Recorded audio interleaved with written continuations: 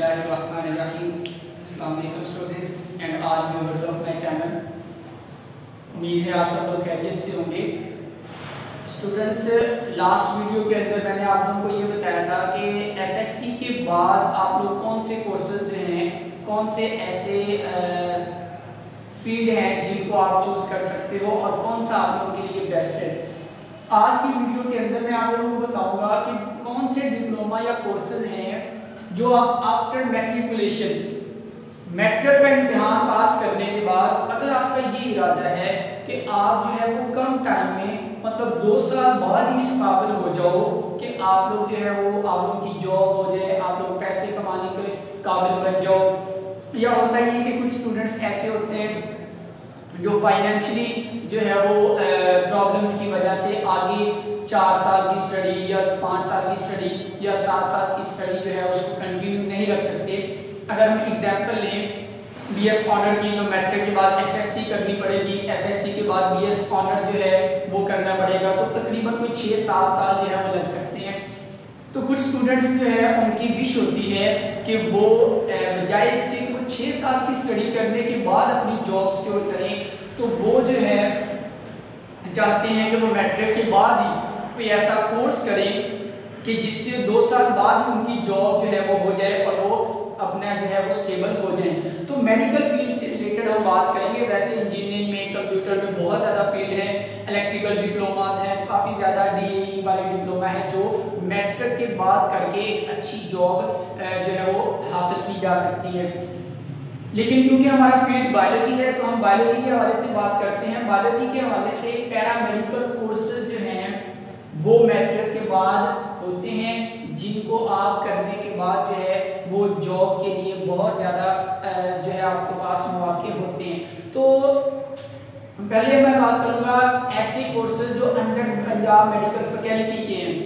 Punjab medical faculty एक faculty है जो कुछ कोर्सेज अपने अंडर करवाती है और उनकी एलिजिबिलिटी क्राइटेरिया ये है कि मैट्रिक के अंदर 45% मार्क्स होना जरूरी है। उसके अलावा साइंस सब्जेक्ट, मतलब साइंस सब्जेक्ट में क्या है, biology, chemistry and physics, in 3 subject के अंदर 45% मार्क्स होना जरूरी हैं। तो ये आप पंजाब मेडिकल फैकल्टी का क्राइटेरिया पूरा कर रहे हो। अगर आपके मैट्रिक में 45% या अबव नंबर हैं और 45% मार्क्स हैं साइंस सब्जेक्ट में, तो आप इनमें से किसी भी कोर्सेज में जो है वो एडमिशन ले सकते हैं। इसमें जो फर्स्ट वन है वो है डिस्पेंसर, सेकंड वन है एमएलटी। हमने लास्ट वीडियो में भी एमएलटी को डिस्कस किया था, लेकिन स्टूडेंट्स याद रखो वो बीएस एमएलटी था, वो एफएससी के बाद, और ये है MLT 2 year after matric medical lab technician, और ये टेक्नीशियन है, ये 2 ईयर प्रोग्राम है, ये मैट्रिक के बाद है। उसके बाद है ओटीटी, हमने उसमें पीएस ओटीटी डिस्कस किया था, लेकिन वो एफएससी के बाद था, और ये है मैट्रिक के बाद, और ये 2 ईयर डिग्री प्रोग्राम है, ठीक है, 2 ईयर कोर्स है। तो ऑपरेशन थिएटर टेक्नीशियन, उसके बाद एक्सरे टेक्नीशियन, हमने उसमें पीएसआरआईटी देखा था, लेकिन वो एफएससी के बाद था, और ये मैट्रिक के बाद एक्सरे टेक्नीशियन। ये सारे 2 ईयर प्रोग्राम हैं और इनके लिए जो क्राइटेरिया होता है वो 45% होता है। अगर हम इनकी स्कोप की बात करें या हम ये वाला देखेंगे, क्वेश्चन माइंड में आता है कि हम इनके करने के बाद हम कौन से फील्ड में जा सकते हैं, हमें कहाँ पे जॉब्स जो है वो मिल सकती हैं। तो स्टूडेंट्स याद रखो डिस्पेंसर जो होता है इसका हॉस्पिटल्स के अंदर जो है वो बहुत ज़्यादा मतलब इसका स्कोप है। हॉस्पिटल वाले जो है वो उसके अलावा क्लिनिक वगैरह भी बना सकते हैं, अपना जो है वो दही इलाकों में अपना क्लिनिक बना कर भी अपना काम कर सकते हैं। उसके अलावा एमएलटी जो है वो 2 ईयर प्रोग्राम है, इसमें लैब्स के अंदर जो है वो बहुत ज़्यादा काम है। जैसे अगर आप देखो तो पाकिस्तान में बड़ी बड़ी लैब्स हैं, चुगताई लैब है, शौकत खान लैब है, तो ये ऐसी लैब्स हैं जिनके अंदर लैब टेक्नीशियन की बहुत ज़्यादा ज़रूरत होती है।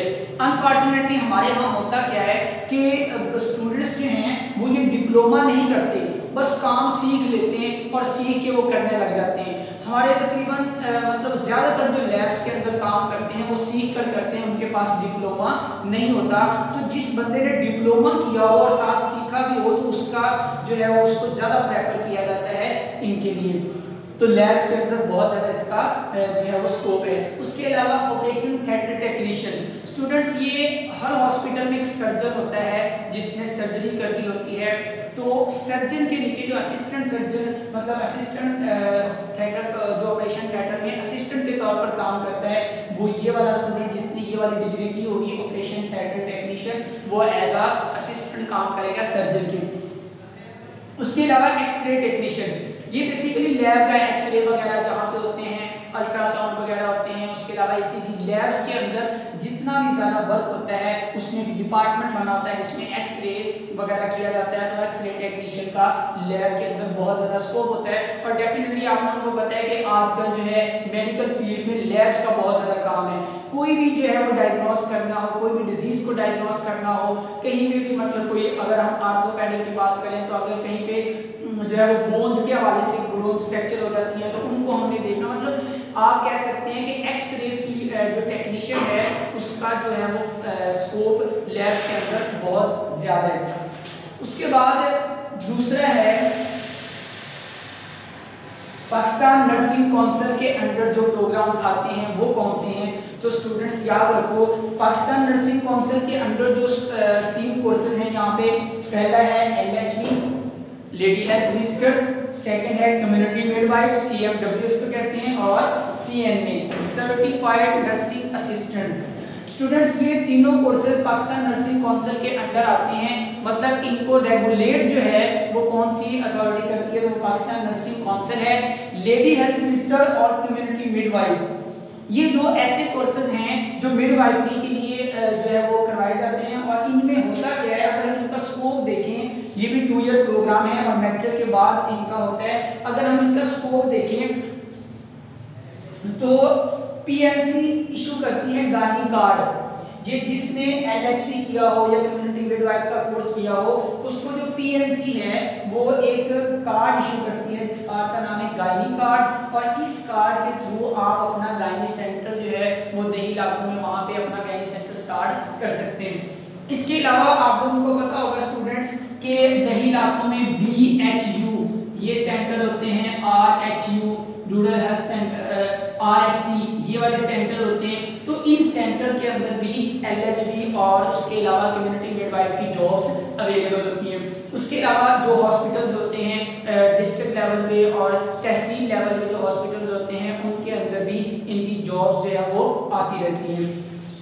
तो ये CNA सर्टिफाइड नर्सिंग असिस्टेंट, ये होता क्या है कि जो नर्सिंग का असिस्टेंट होता है, मतलब एक नर्सिंग BS नर्सिंग हमने देखा था वो 4 ईयर था, लेकिन ये जो CNA है ये 2 ईयर प्रोग्राम है और ये नर्सिंग का असिस्टेंट होता है, तो डेफिनेटली हॉस्पिटल्स के अंदर इसकी बहुत ज़्यादा जॉब होती हैं। उसके अलावा अगर हम बात करें कि एक और यहाँ पे है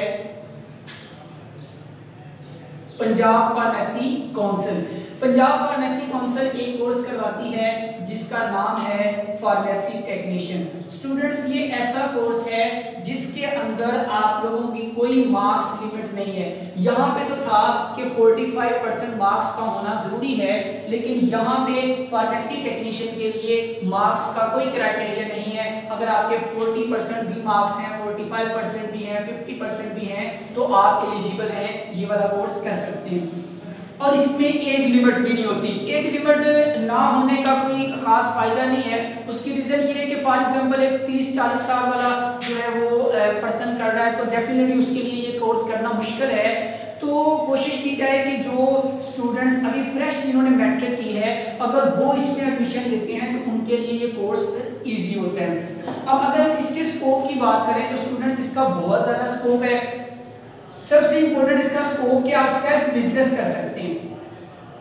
सेल्फ बिजनेस में आप कौन सा ऐसा बिजनेस कर सकते हैं जो आपको फायदा दे सकता है, तो वो है मेडिकल स्टोर। आप अपना मेडिकल स्टोर जो है वो बना सकते हैं और उस मेडिकल स्टोर और डेफिनेटली आप लोगों को पता है कि जो मेडिसिन का फील्ड है, जो मेडिसिन का बिजनेस है, ये बहुत ज़्यादा जो है वो अप पे जा रहा है, इसकी बहुत ज़्यादा बेनिफिट है। तो ये जो मेडिकल स्टोर है ये आप बनाकर अपना जो है सेल्फ बिजनेस कर सकते हैं। अगर आपने खुद फार्मेसी टेक्नीशियन किया हुआ है तो आपको B कैटेगरी के जो है वो की तरफ से लाइसेंस दिया जाएगा। आपके पास B कैटेगरी होगी और उस बी कैटेगरी के अंदर आप अपना जो है वो मेडिकल स्टोर जो है वो बना सकते हैं। मिसाल के तौर पर आप अपना मेडिकल स्टोर नहीं बनाना चाहते, आप चाहते हैं कि मैं मतलब कोई और काम करूं, तो आप कर सकते हैं, इसमें कोई प्रॉब्लम नहीं है।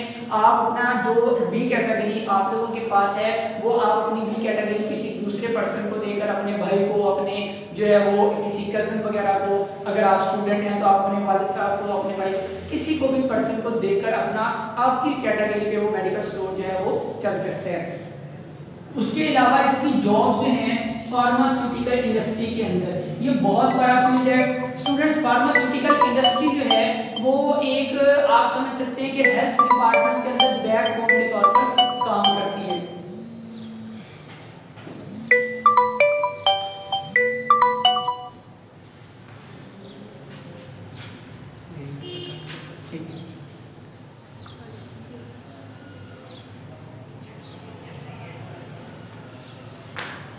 जी स्टूडेंट्स, तो मैं बात कर रहा था इसके स्कोप की, jobs in pharmaceutical industry. Pharmaceutical industry ऐसी इंडस्ट्री होती है जो दवाइयां बनाने वाली हो। तो पाकिस्तान के अंदर बहुत सारी इंडस्ट्रीज जो हैं वो मेडिसिन बनाने वाली इंडस्ट्रीज मौजूद हैं, तो वहां पे भी इसकी जॉब्स के चांसेस होते हैं। उसके बाद है जॉब्स इन रेस्क्यू।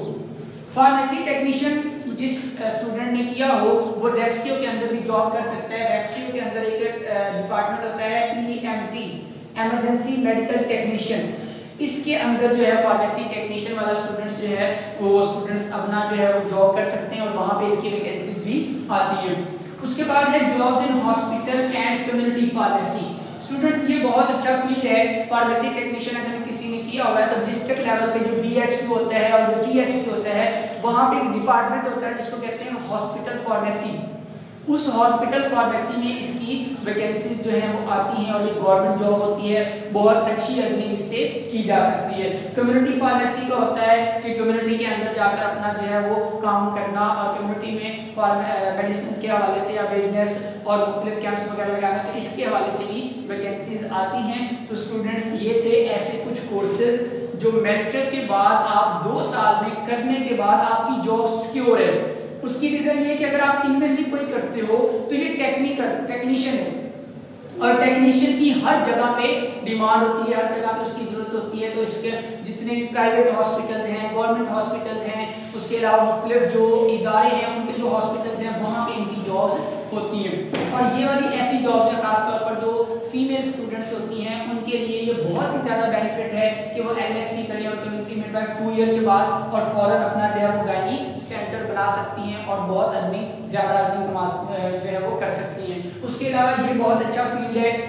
ये इसका फ़ायदा ये है कि आप FSC भी साथ साथ कर सकते हैं और साथ फार्मेसी टेक्नीशियन भी कर सकते हैं। तो ये एक आपका एक्स्ट्रा कोर्स होगा, तो ये करने के बाद आपको यहाँ पे जॉब्स अपॉर्चुनिटी होगी।